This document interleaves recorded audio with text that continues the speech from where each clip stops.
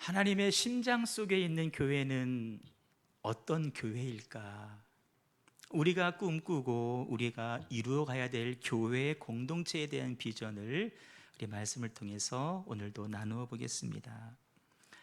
저는 한 주간 말씀을 준비하면서 내내 마음속으로 이렇게 기도하며 말씀을 준비했습니다. 하나님, 우리 형제교회가 이전과는 차원이 다른 전혀 새로운 공동체가 되게 하여 주시옵소서.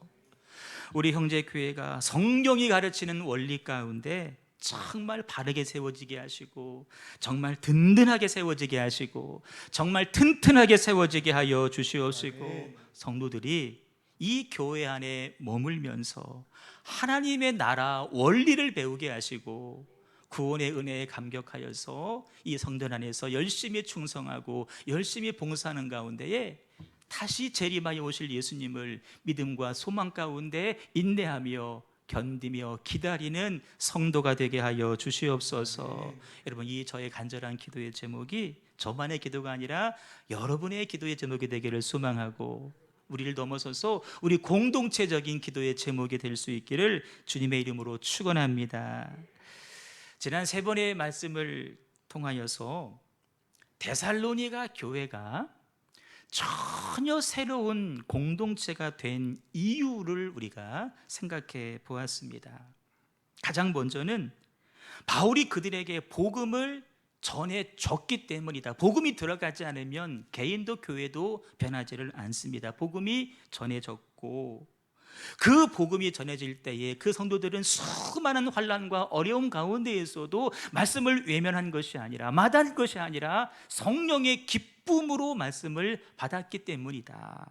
더 나아가서 우리에게 복음을 전해준 저 바울을 한번 본받아 보자, 또 복음이신 예수님을 우리가 한번 본받아 보자, 본받기로 결단했고, 실제로 많은 사람들의 본이 되었기 때문에 마케도니아와 아가야 지방에 있는 사람들까지 수많은 믿는 사람들의 본이 되었기 때문에 그들은 세상 가운데에도 영향력 있는 성도, 그런 교회가 될 수 있었다.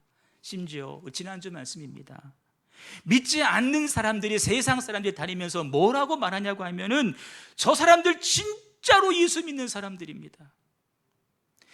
우상을 다 버리고 주님께 돌아와서 참되고 신실하신 하나님을 섬기는 저 사람들 진짜 믿는 사람들입니다. 그리고 특별히 저 사람들 저 많은 회유와 저 많은 핍박과 협박 가운데서도 굴하지 아니하고 다시 오실 예수님을 믿음으로 인내하며 기다리는 사람들입니다.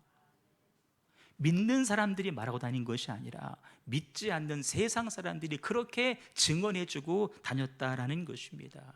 여러분, 우리들의 삶이 이러하면 얼마나 좋을까요? 세상 형편의 어떠함과 상관하지 아니하고 저와 여러분이 남은 생을 이렇게 한번 살아보면 얼마나 좋을까요? 안타까운 것은 오늘 저를 비롯한 대부분의 목회자, 대부분의 성도가 이렇게 살지를 못합니다. 거의가 다 자기 상황과 환경과 형편 가운데 함몰되어 살아갑니다. 조금 형편 좋아지면 세상에 빠져 살고, 조금 상황이 어려우면 불평하고 원망하고 마치 하나님 안 계신 것처럼 그저 그렇게 살아가고 있습니다. 여러분, 우리보다 훨씬 어려운 조건의 데살로니가 교회와 성도들은 그렇게 신실하게 믿음으로 살아갔는데, 그보다 훨씬 좋은 조건을 가진 우리들은 왜 그렇게 살지 못할까요? 이미 지난 시간에 중요한 답을 말씀드렸습니다. 가장 큰 원인은 우리 모두가 피차 복음을 받기는 받았는데 그 완전한 복음을 반쪽짜리 복음으로 전락시켰기 때문에 그렇습니다. 그 온전한 복음을 우리가 불완전한 복음으로 전락시켜버렸기 때문에 그렇습니다. 여러분, 불완전한 복음은 불완전한 회심을 가져온다고 했습니다. 오늘 저와 여러분이 그 완전하고 그 온전한 복음을 불완전하고 반쪽짜리 복음으로 전락시켜 버렸기 때문에 오늘 우리들의 회심조차도 반쪽짜리 회심이 되고 말았습니다. 그래서 우리는 그런 삶을 살지 못하는 것입니다. 그런데 여러분, 문제는 거기서 끝나는 것이 아닙니다. 진정한 회심이 나타나지 않으니까 그 다음에 아까 화살표 보셨죠? 그 다음에 나타나야 될 연결고리, 주님을 본받고, 내가 주님을 본받고 내가 누군가의 본이 한번 되어보겠습니다 라고 하는 그런 마음과 그런 모습과 그런 결단이 우리 가운데 나타나지 않고 있다는 것입니다. 이해되시나요? 복음을 받긴 받았는데 적절하게 회심하니까 내가 복음이신 주님을 한번 닮아보겠습니다, 나에게 복음을 전해준 저 바울을 한번 닮아보겠습니다, 이런 마음이 생기지 않아요. 이런 마음이 생기지 않으니까 나를 본받고자 하는 사람도 생기지 않고 있다는 것입니다. 대신 이렇게 말하죠. 그냥 나 하나 신앙생활 하는 것도 힘들어 죽겠습니다. 저는 이것만도 충분합니다. 상황이 이쯤 되니까 저 같은 목사들은 또 이렇게 설교를 합니다. 목사라면 성도 여러분, 이 앞에 있는 목사를 보고 따라오십시오. 이 목사를 보고 배우십시오. 이렇게 내가 자신 있게 말할 수 있어야 되는데 그렇게 말하지 못합니다. 여러분, 저를 따르거나 저를 본받으려고 하지 마십시오. 저도 사람입니다. 여러분, 신앙생활은 사람 보고 하는 거 아니고 하나님 보고 하는 겁니다. 여러분, 맞는 말일까요? 겉으로 보기에는 겸손한 말처럼 보이지만 성경의 원리하고는 완전히 틀린 잘못된 말입니다. 오늘 본문은 데살로니가 교회에 보낸 사도 바울의 편지인데, 바울은 오늘 본문뿐만 아니라 다른 여러 서신서에서도 아주 자신 있고 아주 당당하게 이야기하기를 너희들 나를 본받아라, 너희들 나를 본받아라라고 자신 있게 각 서신들마다 이야기하고 있다라는 것입니다. 이미 여러 번 말씀을 드린 바 데살로니가 교회 성도는 바울을 통해서 복음을 전해 들었고, 더 나아가서 복음을 전해준 바울과 그 복음이신 예수님을 본받았습니다. 그걸로 끝나지 않았습니다. 심지어 마케도니아와 아가야 지방 사람들까지 모든 믿는 사람들의 본이 될 정도로 본받고 본이 되는 이 믿음의 아름다운 순환의 고리를 이 교인들은 이어가고 있었는데, 오늘 우리들에게서는 그 연결고리가 나타나지 않고 있다는 것입니다. 이는 우리 교회뿐만 아니라 한국 교회 대부분에 나타나는 현상입니다. 여러분, 왜 그럴까요? 교회 안에 우리 가운데 주님을 본받고 싶습니다 라고 하는 열망이 약하기 때문에 그렇습니다. 내가 누군가의 한번 신앙의 모델이 한번 되어보겠습니다, 내가 본이 한번 되어보겠습니다, 이런 마음의 결단이 우리 안에 없기 때문입니다. 그저 기독교 신앙은 개인이 알아서 하는 신앙으로, 신앙생활 알아서 하는 거야, 본인이 누가 해주는 거 아니야, 이 정도로 여러분 전락하고 말았다는 것이죠. 여러분, 교회가 이전에 보지 못했던 새로운 공동체가 되려면 먼저는 저와 여러분이 복음을 받아들이고 그 복음을 기쁨으로 영접하고 그 복음 앞에 진심 어린 회심을 하셔야 됩니다. 그 회심이 우리들의 삶 가운데 고스란히 나타나야 됩니다. 거기에 더해서 한 발 더 가셔야 됩니다. 내가 누군가에게 신앙의 본을 보여주는, 내가 신앙의 샘플이 한번 되어보겠습니다, 내가 신앙의 모델이 한번 되어보겠습니다, 본이 되는 성도가 되기 위한 열망을 품어야 된다는 것입니다. 우리 형제교회가 이전에 보지 못한 새로운 공동체가 되기를 원하고, 저와 여러분이 이전에 보지 못한 새로운 목회자, 새로운 성도가 되기를 소망합니다. 이를 위해서 진실한 하나님 나라 복음을 받아들이시고 그 앞에 진심으로 회심하시고, 내가 복음이신 주님을 본받겠습니다, 내가 누군가의 모델이 되는 그런 멋진 신앙인 한번 되어보겠습니다.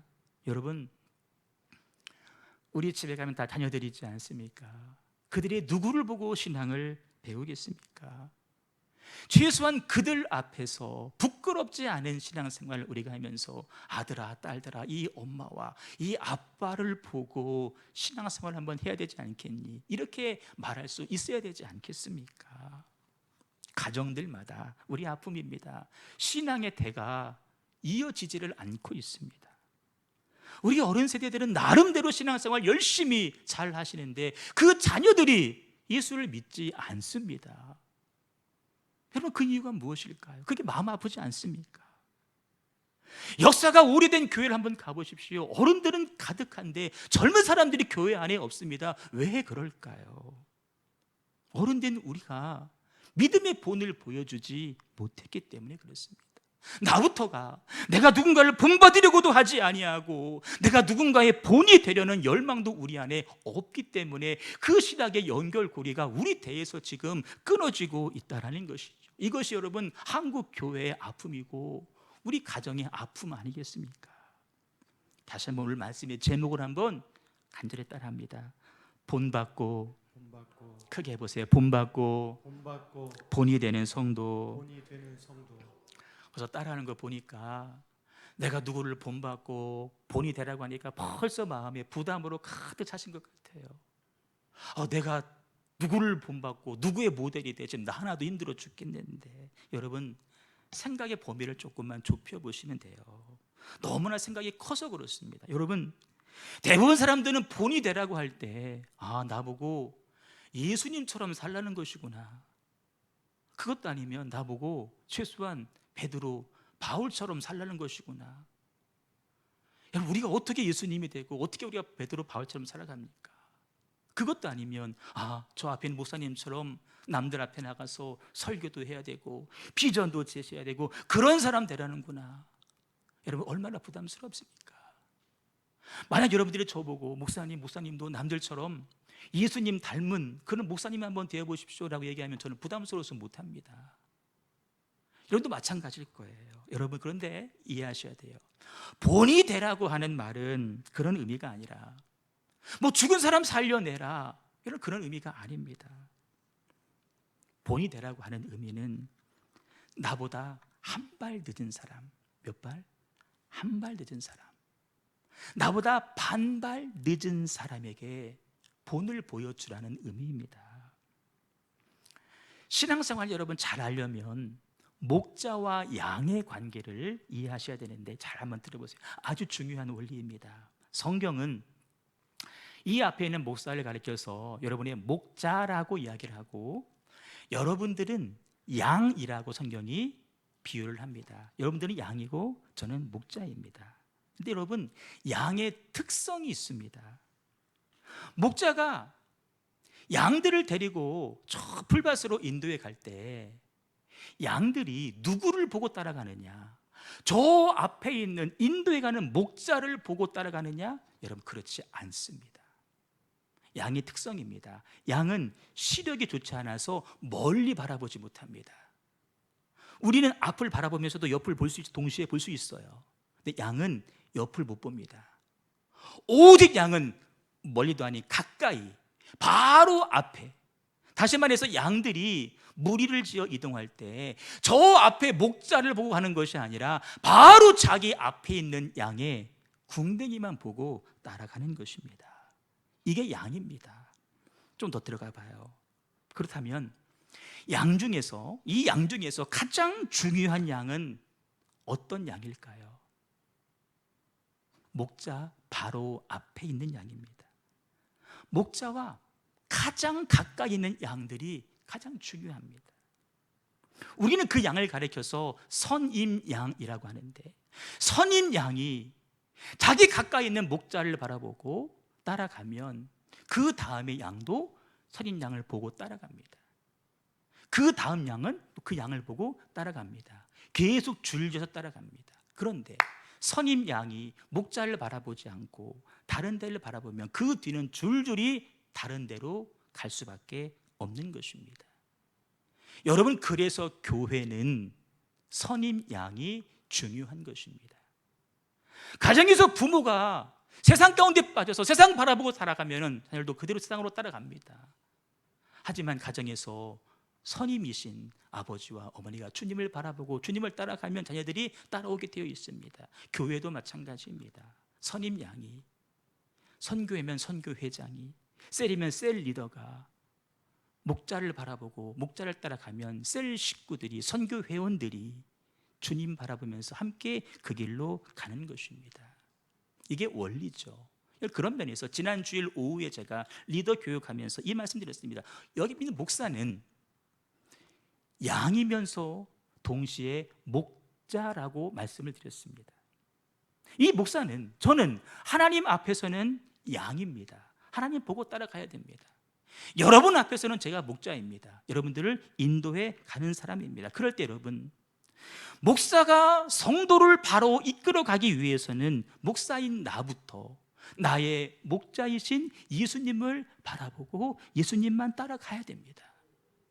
여러분들이 저를 위해서 기도해 줘야 될 가장 중요한 이유는 우리 목사님이 세상 바라보지 않고 기웃거리지 않고 부러워하지 않고 오직 주님만 바라보면서 주님만 따라가는 그런 목사가 되게 하여 주시옵소서. 왜? 나를 위해서? 아니, 그것이 여러분들이 사는 길이기 때문에 그랬습니다. 내가 올바른 길을 가야 내 뒤에 있는 선임 양들이 나를 따라오고 그 뒤에 따라오고 우리 모두가 주님의 길로 갈 수 있기 때문에 그렇습니다. 여러분 마찬가지입니다. 여러분 한 사람 한 사람은 저에게는 양입니다. 저를 바라보고 저를 따라와야 됩니다. 동시에 여러분은 여러분 바로 뒤에 있는 사람의 목자가 된다는 사실입니다. 저도 하나님 앞에서는 양이고 여러분 앞에서는 목자이지만 여러분도 저에게는 양이지만 여러분 바로 뒤에 있는 사람에게 여러분이 목자가 된다는 것입니다.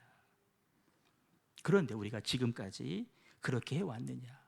여러분, 누가 내 뒤를 따라온다라고 할 때, 누가 나를 보고 따라온다라고 할 때, 그렇지, 내가 바로 서야지, 내가 바른 길을 가야지, 내가 곁길로 가면 안 되지. 여러분, 그런 마음이 당연히 들어야 되는 건 아니겠습니까? 근데 우리가 지금 그렇게 살아왔습니까? 내 자녀들이 나를 뻔히 바라보고 있는데, 내 뒷모습을 다 바라보고 있는데 우리가 그런 부담감을 가지고 내가 한번 본이 돼야지, 내가 한번 애써 보셨습니까? 여러분, 바로 거기에서 연결고리가 끊어지는 것입니다. 교회에서 보시면 신앙생활에 연주가 좀 깊다고 해서, 내가 좀 받은 직분이 있고, 내가 기도 좀 한다고 해서, 내가 좀 체험이 있다라고 해서 여러분 교만에 빠져가지고 도대체 배우려고 하지를 않습니다. 도대체 말을 들으려고 하지를 않습니다. 변하려고도 하지 않습니다. 아무 생각이 없습니다. 여러분, 그래서 교회가 연결고리가 끊어지고 젊은이들을 찾아볼 수 없게 되는 것입니다. 제가 지난 두어 달 전에 어느 교회에 이렇게 홈페이지를 한번 볼 일이 있었습니다. 그날이 5월 8일, 올해 5월 8일 어버이날이 주일이었습니다. 그 교회에서 이렇게 어르신들 선물을 드리는데, 우리는 그냥 대표로 한번 나와서 이렇게 드리잖아요. 그 교회는 60세 이상 되신 분들 다 나오시라고 했어요. 화면에 잡혔는데 다 나왔어요. 남아있는 사람들이 몇 사람 없어요. 여러분, 왜 그 고리가 끊어질까요? 우리 안에 그런 결단과 그런 다짐이 여러분 없기 때문에 그렇습니다. 나도 딴 길로 가게 되고 나를 따라오는 그 후임 양들도 다른 길로 인도하는, 예수님이 이렇게 말씀하십니다. 소경을 인도하는구나. 너도 구덩이로 가고 너를 따라오는 그 양들도 구덩이로 인도하고 있구나. 여러분, 우리는 양입니다. 앞 사람을 보고 따라가는 사람입니다. 저 앞에 목자 보고 따라가는 사람 아닙니다. 성도들이 하나님 보고 따라가는 거 아닙니다. 바로 자기 앞에 있는 사람 보고 따라가는 것입니다. 동시에 우리는 목자입니다. 누군가가 나를 바라보고 따라하고 있다는 사실입니다. 그래서 우리는 말씀의 제목대로 내가 먼저 본을 받아야 되고, 내가 본이 되는 성도가 되기로 내가 결단을 하셔야 됩니다. 본문은 바울이 데살로니가 교회에 보낸 서신인데, 내가 너희들에게 어떻게 본이 되었는지를 바울이 이야기를 해주고 있는데, 우리 이해를 돕기 위해서 여러분 표준 세번역을 한번 읽어보는데, 읽으시면서 그냥 읽지 마시고 이 바울의 억양을 한번 느껴보세요. 이 논조, 어떤 분위기로 바울이 말하는지를 한번 느끼면서 이해하면서 읽어보겠습니다. 시작. 형제자매 여러분, 우리가 여러분을 찾아가는 것이 헛되지 않은 줄을 여러분이 알고 있습니다. 여러분이 아는 바와 같이 우리가 전에 빌립보에서 고난과 모욕을 당하였으나 심한 반대 속에서도 하나님 안에서 담대하게 하나님의 복음을 여러분에게 전하였습니다. 우리의 권면은 잘못된 생각이나 불순한 마음이나 속임수로 하는 것이 아닙니다. 여러분 보세요. 이미 여러 번 말씀드렸지만 바울이 데살로니가 교회에 머물면서 복음을 전한 기간은 길게는 6개월, 짧게는 3주라고 이야기를 합니다. 그렇다면 보세요. 그 짧은 시간에 바울이 본을 보여주면 솔직히 얼마나 보여줬겠습니까? 하지만 방금 읽은 말씀의 분위기를 한번 여러분 느껴보셨죠? 바울은 지금 너무나 당당합니다. 너무나 자신 있습니다. 여러분들이 알고 있지 않습니까? 여러분들이 아는 바와 같이 난 이렇게 했습니다. 저 뒤에 가면은 이것은 내만의 이야기가 아니라 하나님이 증인이십니다라고까지 자신 있게 이야기를 합니다. 내가 빌립보에서 고난과 박해 중에 복음을 전했던 것처럼 내가 너희들에게 가서도 나는 담대하게 박해 받으면서도 복음을 전했습니다. 나는 남들처럼 불순한 마음이나 속임수로 한 것이 아니라 진실한 마음으로 복음을 전했습니다라고 지금 자신 있게 바울이 이야기를 하고 있다는 것입니다. 여러분, 만약에 어떤 평가 기준을 가지고 바울의 사역을 한번 평가해 본다면 어떤 기준 가지고 보면 바울은 좋은 점수 받지 못합니다. 왜? 머문 기간이 얼마 안 됐으니까. 더군다나 아직 교회가 세워지기도 전에 떠났으니까 바울은 좋은 점수 받지 못할 것입니다. 하지만 아랑곳하지 않고 바울은 우리는 본을 보였습니다 라고 자신 있게 말하죠. 왜 그럴까요? 그 자신감은 어디서 왔을까요? 바울이 뻔뻔한 사람일까요? 아니면 짧은 기간이지만 그 가르침이 완벽해서일까요? 여러분, 그렇지 않습니다. 바울은 자기 스스로 자기 사역에 한계가 있음을 늘 느끼면서 그 한계 때문에 마음 아파했던 사람이 바울입니다. 내가 얼마나 부족한지를 바울은 잘 알고 있는 사람입니다. 하지만 오늘 당당하게 이렇게 말하고 있는 이유는 무엇이냐? 나는 부족하지만, 나는 연약하지만, 나는 그러나 그들 앞에서 본이 되려고 최선을 다해서 노력을 했다라는 것입니다. 그걸 지금 강조하는 것입니다. 무슨 말일까요? 나는 부족하기 때문에 최선을 다했다. 그러니 너희들도 부족하지 않냐? 우리도 부족하지만 최선을 다해야 된다. 여러분, 교회가 세워지는 중요한 원리, 가정이 세워지는 중요한 원리 하나를 배우게 되는데, 리더는, 우리 부모는 결코 완벽해서 가정과 교회를 이끌어가는 사람이 아니라는 것입니다. 완전한 본을 보일 사람은 예수님 말고는 한 사람도 없습니다. 배우는 사람 입장에서도 여러분, 완벽한 리더를 여러분 주님 말고는 기대해서는 안 됩니다. 물론 리더가 완벽하면 좋겠지만 완벽할 수도 없고, 심하게 말하면 완벽할 필요도 없습니다. 왜 그런지 아십니까? 리더가 완벽하면 하나님께서 개입하실 여지가 없기 때문입니다. 우리가 본을 보이길 충분할 정도로 완벽하면 우리는 원래 교만에 빠지기 쉬운 사람들 아닙니까? 내가 한 거라고, 내가 달라서 그런 거라고, 내가 한 작품이라고, 나를 드러내기 뻔할 거 알기 때문에 하나님은 완벽한 사람이 아니라 우리처럼 부족한 사람, 우리처럼 연약한 사람들을 통하여서 그들에게 하나님을 의지하게 만들고 그에게 은혜를 베푸시고 능력을 주셔서 하나님의 일들을 이루어 가시는 하나님이신 줄로 믿습니다. 여러분, 리더는, 가정의 부모는 늘 자기의 한계를 바라보면서 절망하지 않습니까? 저만 해도 그렇습니다. 성도 가운데 정말 몸이 약한 성도들을 바라보면 얼마나 아픈지 몰라요. 찾아가서 신방도 하고 기도도 해주는데 정말 누구처럼 그 신유의 은사 딱 받아가지고 바울처럼 수건만 얹어도 그 사람이 다 고침받는, 그렇게 병자들을 고쳐주고 싶은데 여러분, 그런 은사가 없습니다. 그게 저에게 늘 마음 아픈 일입니다. 또 그런 분들을 바라볼 때마다 미안해요, 죄송스러워요, 고개를 못 들겠어요.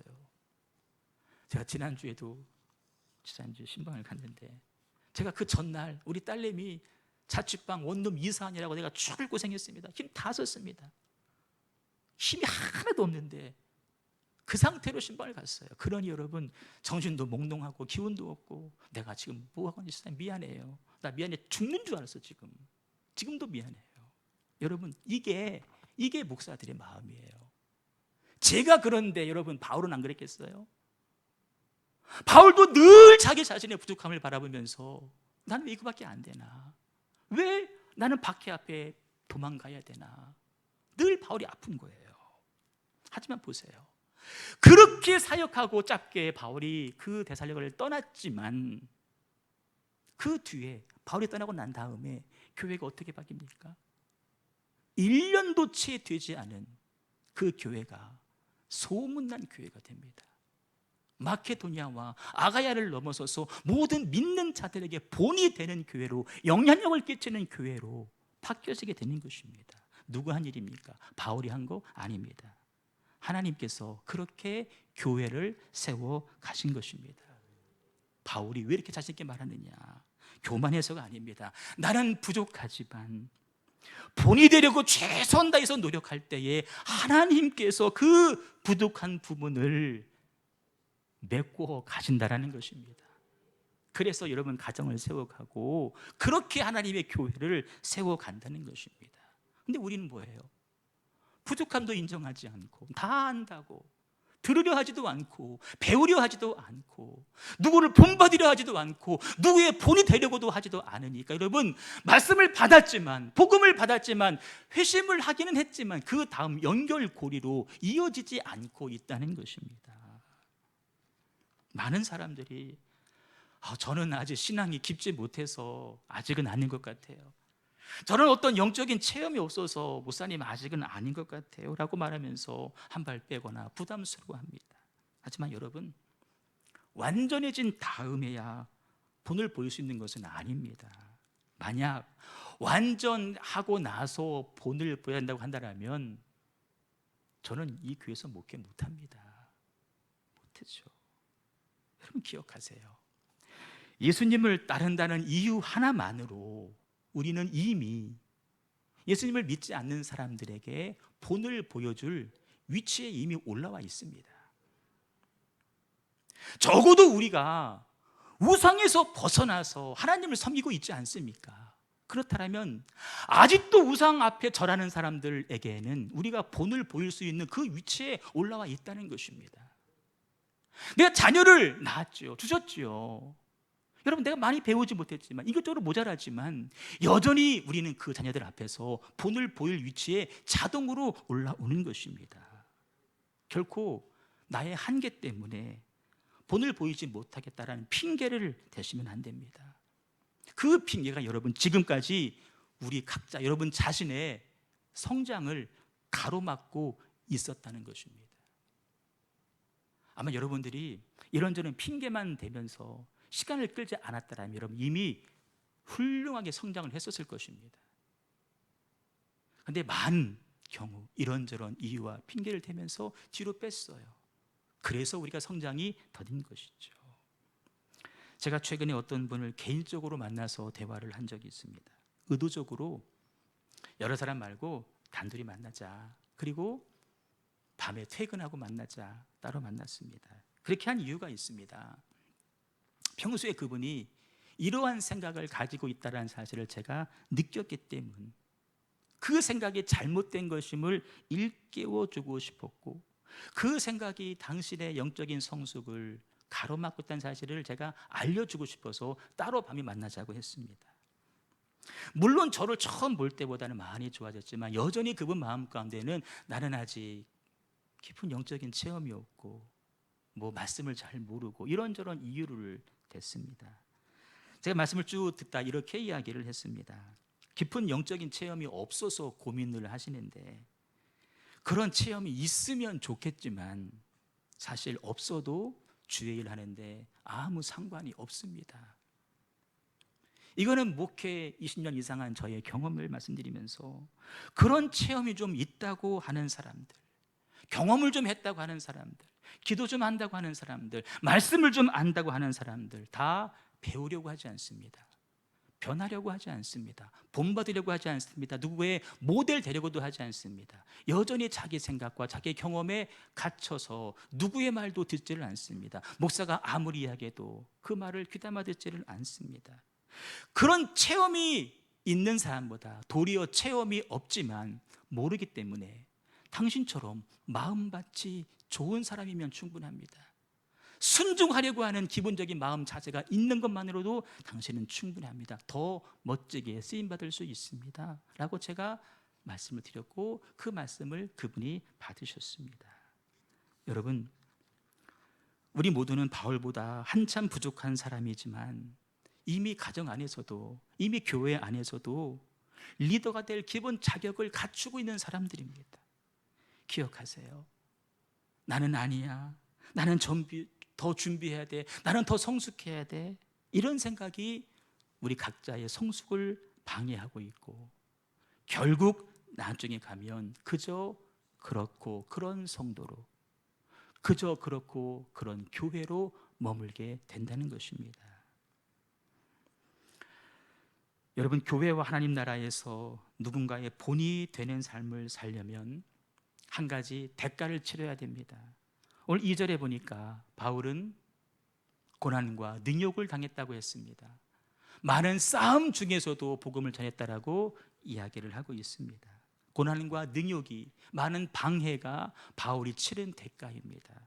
여러분, 대가를 치른 사람과 대가를 치르지 않은 사람이 내 앞에 있습니다. 여러분, 누구를 존경하시겠습니까? 대가를 치른 사람을 존경하는 것입니다. 교회가 어렵고 힘들 때에 고난과 희생을 자처한 사람과 그렇지 않은 사람이 있습니다. 누구를 여러분 존경하겠습니까? 고난과 희생을 자처한 사람을 존경하게 되어 있는 것입니다. 물론 우리가 바울 시대처럼 매를 맞지는 않습니다. 아니, 그럴 수도 있겠지만 흔하지는 않습니다. 감옥 가지 않습니다. 하지만 우리가 치러야 될 대가가 있습니다. 우리의 시간을 드려야 됩니다. 우리의 에너지를 드려야 됩니다.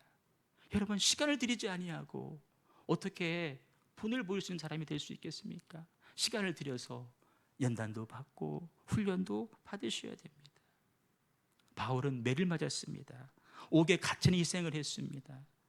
그래서 그 복음이 우리들 가운데 전해지게 되었는데, 여러분, 중요한 원리입니다. 복음은 누군가의 희생을 통해서 전파된다는 것입니다. 예수 그리스도의 복음이 이 땅 가운데, 특별히 예루살렘 가운데 주어졌습니다. 근데 예루살렘 사람들은 복음을 예루살렘 그 성 울타리 안에만 가두었습니다. 밖으로 가는 걸 싫어했습니다. 우리 유대인들 거야, 우리 거야, 우리 거야. 여러분, 스데반 집사님이 순교하셨습니다. 그 순교를 기점으로 복음이 예루살렘 안에서 예루살렘 밖으로 퍼져나갔습니다. 여전히 이스라엘 안에만 있었습니다. 야고보 사도가 순교를 당하셨습니다. 그럴 때 복음이 이방 안디옥으로 퍼져갔습니다. 바울이 가는 곳마다 매를 맞고 고생을 했습니다. 그 대가로 복음이 유럽으로 퍼져가게 되었습니다. 예수님께서 이 땅에 오셔서 십자가에서 살을 찢고 피 흘려 죽어주셨습니다. 그래서 우리들에게 구원의 길이 열리게 되었습니다. 연결고리가 이어지려면 누군가가 여러분 희생하셔야 됩니다. 오늘 우리가 희생하지 아니하고 결코 믿음의 연결고리, 믿음의 대는 이어지지 않습니다. 내가 지금 어렵고 힘든 건 분명한 사실이지만 그것이 결코 핑계가 될 수가 없습니다.